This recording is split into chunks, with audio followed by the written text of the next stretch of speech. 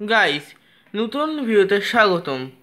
আজকে দেখতে পাচ্ছেন আমার কাছে একটা রাখা আছে সিগমা সিগমা মানে ব্যাটারি সিগমা সিগমা কোম্পানির বা সিগমা ব্যাটারি, নামটা এই ব্যাটারি, যাই হোক সিগমা ব্যাটারি। এখানে একটা বিকার এসেট্রা এসেট্রা।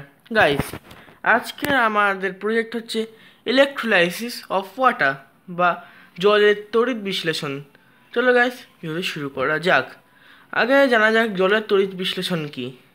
আগে তড়িৎ বিশ্লেষণ কি এটাই জানা যাক। আপনারা যদি ক্লাস 8-এ পড়েন বা পড়েছেন, তাহলে ক্লাস 8-এ আপনাদের লেসন ছিল, আমি ওয়েস্ট বেঙ্গল বোর্ডের কথা বলছি, এই বইটার সেই লেসনটা হচ্ছে তড়িতের রাসায়নিক প্রভাব। এবং এই লেসনেরই 113 নম্বর চ্যাপ্টারে এবং 113 নম্বর পেজে এবং 112-তে দেখবেন লেখা আছে তড়িৎ বিশ্লেষণ সম্বন্ধে। এবং আমি তড়িৎ বিশ্লেষক পদার্থ অর্থাৎ কনসেন্ট্রেটেড সালফিউরিক অ্যাসিড এখানে রাখা আছে। এবং এখানে দেখেন, এটা সালফিউরিক অ্যাসিড হচ্ছে তীব্র তড়িৎ বিশ্লেষণ বিশেষ্য, কি বলছি, যাই হোক গাইস। এবং এখানে দেখতে পাচ্ছেন তড়িৎ বিশ্লেষণের জন্য মেনলি লাগে পাত। এখানে পাত হিসাবে আমি ব্যবহার করছি গ্রাফাইট রড, পেন্সিল থেকে নিয়েছি। ভালো হবে সব থেকে আপসারা কোম্পানির যে পেন্সিল, সেই পেন্সিলটাই আপনারা ভালো গ্রাফাইট মানে সহজে গ্রাফাইট রড বার করে নিতে পারবেন। কিছুই না, পেন্সিলটাকে আগুনে পুড়াতে হবে, পেট্রোল তেলে হোক বা গ্যাসে পুড়ান, কিন্তু পুড়াতে হবে। তারপর এখানে গ্রাফাইট রডও পেয়ে যাবেন। তার লাগবে ওই গ্যাস থেকে সংগ্রহ হিসাবে আমি এখানে একটা সেট আপ করেছি টেস্ট টিউবের সাহায্যে। অত জিনিস দরকার নাই গাইস, আপনারা যদি এমনি করতে চান তাহলে একটা কার্ডবোর্ড নেবেন এরকম, তখন দিয়ে দুখানা পেন্সিল নিলেন এবং 9 ভোল্টের ব্যাটারি নেবেন। আমি এখানে নিচ্ছি 6 ভোল্টের ব্যাটারি। 9 ভোল্টের ব্যাটারি হলে ভালো হয় গাইস, না ছবিটাও দিয়েছি 9 ভোল্টের ব্যাটারি, এই সাহায্য করতে পারেন। এবং এখানে অ্যানোড এবং ক্যাথোড অর্থাৎ নেগেটিভ বা পজিটিভ দেখে রাখতে হবে। এবং এখানেও দেখেন লেখা আছে যে, হাতে কলমে এটা বলছি, সামান্য সালফিউরিক অ্যাসিড মেশানো জলে তড়িৎ বিশ্লেষণ করার জন্য দ্রবণে তড়িৎদ্বার দুটো দবাও। ব্যাটারি প্লাস প্রান্তর সঙ্গে যুক্ত তড়িৎদ্বার ক্যানোড প্রান্ত আর মাইনাস প্রান্তের সঙ্গে যুক্ত তড়িৎদ্বারকে বলে ক্যাথোড। একটু পরে দেখবে তড়িৎদ্বারটি ব্যাটারি মাইনাস প্রান্ত থেকে যেখানে যুক্ত হচ্ছে সেখানে বুদবুদ বের হচ্ছে। গ্যাসটি কি? গ্যাসটা হচ্ছে হাইড্রোজেন গ্যাস, H2 গ্যাস। এখানে লিখে দিচ্ছি বোঝার সুবিধায়, H2। এবং আর এরপরে আরেকটি লেখা আছে যে ব্যাটারির প্লাস প্রান্ত থেকে যুক্ত তড়িৎদ্বার আরেকটি গ্যাসের বুদবুদ তৈরি হচ্ছে। এটা কি? এটা হলো অক্সিজেন, O2। জল 2H2O, লিকুইড, তরল, লিকুইড। তড়িৎ তড়িতের সাহায্যে আমি এটা বিয়োজন ঘটাবো মানে বিশ্লেষণ ঘটাবো, যার ফলে তৈরি হবে হাইড্রোজেন গ্যাস, 2 অণু হাইড্রোজেন গ্যাস মানে 2H2O প্লাস O2, মানে O2 কম হবে আর হাইড্রোজেন গ্যাস বেশি হবে। এবার চলো গাইস, এই পরীক্ষাটি প্র্যাকটিক্যালি করা যাক। আপনারা চাইলে সোডিয়াম ক্লোরাইড ব্যবহার করতে পারেন, মানে নুন, খাদ্য লবণ, টেবিল সল্টও ব্যবহার করতে পারেন, কিন্তু আমি ব্যবহার করছি না। আমার কাছে সালফিউরিক অ্যাসিড আছে, সালফিউরিক অ্যাসিডই করি, কারণ সালফিউরিক অ্যাসিড সুবিধা আছে। চলো গাইস, করা যাক। গাছ 200 ml মতো ডিস্টিল ওয়াটার নিয়ে নিয়েছি। এর মধ্যে আমি প্রায়, এটা 5 ml হবে না, 3 ml এর কাছাকাছি সালফিউরিক অ্যাসিড দেবো।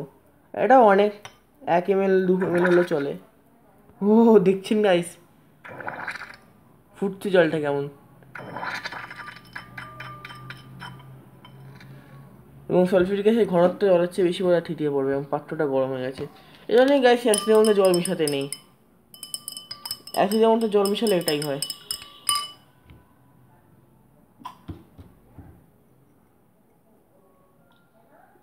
ওয়াশ করলাম গাইস। চলো, আমাদের সলিউশনটা রেডি, এবার বাকি সেট আপগুলো করা যাক। এবং গাইস, আমাদের সেট আপ রেডি হয়ে গেছে।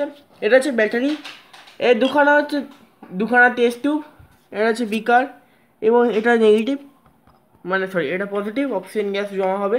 এবং এটা হচ্ছে H2 গ্যাস অর্থাৎ অ্যানোড, মানে অ্যানোডে এখানে এই হাইড্রোজেন গ্যাস জমা হবে। এবং গাইস, একটা ছোটো ভুল হয়ে গেছে, আমি এখানে টেস্ট টিউবটা ভালো করে ঢালতে পারিনি বলে এখানে অল্প জল জমে মানে গ্যাস মানে জলীয় বাতাস জমে গেছে।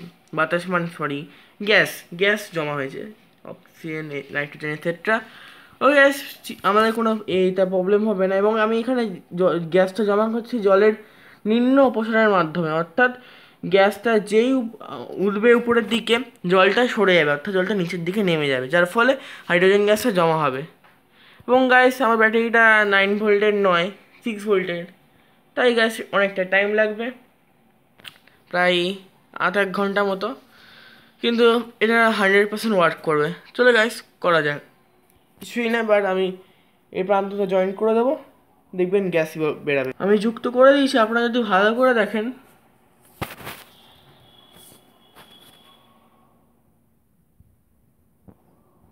এখান থেকে বুদ বুদ উঠছে। এবং এখানে যদি দেখাই,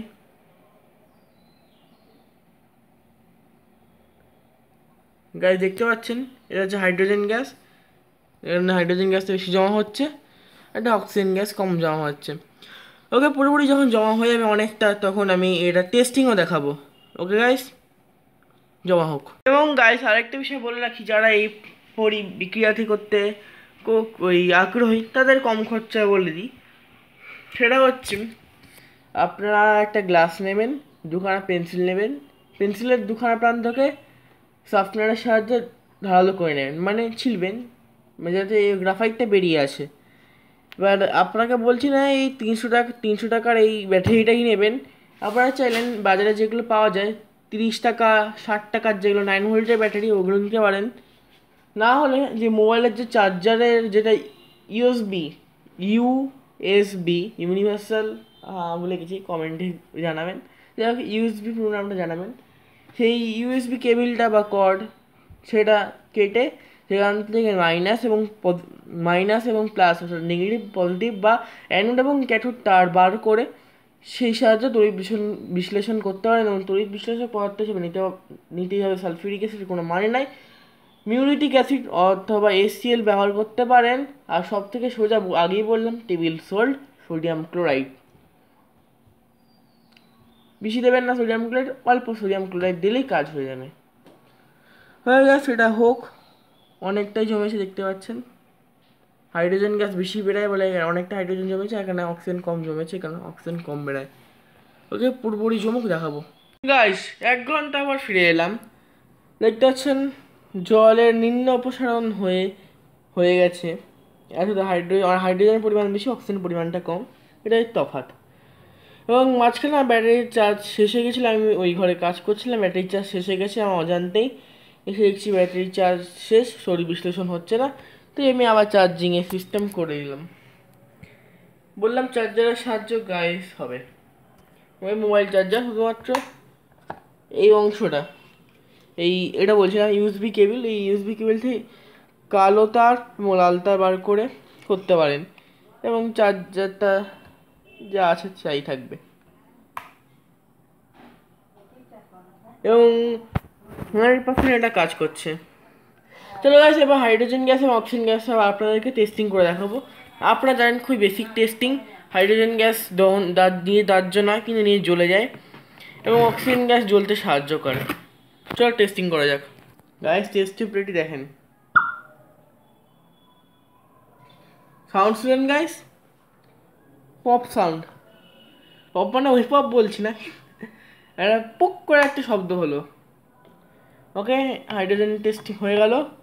এবং সেকেন্ডটা হচ্ছে অক্সিজেন টেস্ট, অক্সিজেন গ্যাস আমরা তৈরি হচ্ছে, অক্সিজেন গ্যাসটাকে বার করি। ডান গাইস, এবার এটা হচ্ছে অক্সিজেন টেস্ট। ও গাইস ডান।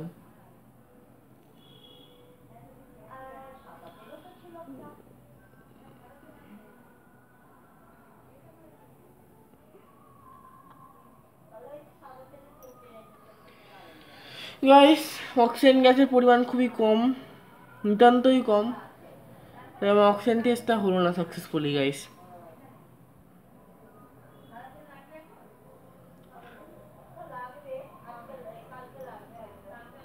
অক্সিজেন গ্যাস খুবই কম হয়েছে, তাই অক্সিজেন টেস্টটা হলো না। ওকে গাইস, দেখলেন আমি অক্সিজেন টেস্টটা দেখাতে পারিনি, কারণ অক্সিজেন গ্যাসটা খুবই কম হয়েছে। আপনারা তো জানেন সমীকরণটা, যে অক্সিজেন গ্যাস কম হওয়ারই কথা, কারণ guys two two H two O plus equal to তড়িৎ energy two H two O plus O two, অর্থাৎ এখানে H two O plus H two O gas, অর্থাৎ দুবার হাইড্রোজেন বেরোচ্ছে, কিন্তু এখানে একটাই অক্সিজেন গ্যাস। তাই গাইস এখানে অক্সিজেনের পরিমাণটা খুবই কম। এবং গাইস এখনও দেখতে পাচ্ছেন ইলেকট্রোলাইসিস হচ্ছে, এখানে ডাইরেক্টলি এমনি ইলেকট্রোলাইসিস হচ্ছে। এখন হবে না কেন গাইস, নেগেটিভের সঙ্গে পজিটিভ সেটে গেছে, মানে হচ্ছে একসঙ্গে হয়ে গেছে, জোড়া হয়ে গেছে। যা আলাদা করে দিই গাইস, আবার ইলেকট্রোলাইসিস হচ্ছে, জাস্ট জল সাধারণ ইলেকট্রোলাইসিস হচ্ছে। ওকে গাইস, দেখা হবে অন্য ভিডিওতে। আশা করি ইলেকট্রোলাইসিসের ভিডিওটি ভালো লেগেছে। এরপরে আরও এই ইলেকট্রিক এবং রাসায়নিক অর্থাৎ ইলেকট্রোকেমিস্ট্রি উপর আরও ভিডিও আসবে, তার একটা সিরিজও বানাবো, প্লে লিস্ট বানাবো। তার মধ্যে ধাতু নিষ্কাশন, গ্যালভানাইজেশন, ধাতু পরিবহন ইত্যাদি ইত্যাদি আরও বিভিন্ন রকমের কেমিস্ট্রি প্লাস ইলেকট্রিক নিয়ে ভিডিও হবে। তবে গাছ এটা হচ্ছে সবথেকে বেসিক ভিডিও ইলেকট্রোকেমিস্ট্রির, জলের তড়িৎ বিশ্লেষণ বা ইলেকট্রোলাইসিস। ওকে গাইস, দেখা হবে অন্য ভিডিওতে। ওকে, বাই বাই। এবং একটা কথা, বি সিগমা, এটা দেখলেই আমার এই জিনিসটা মনে হয়। ওকে, বাই বাই গাইস।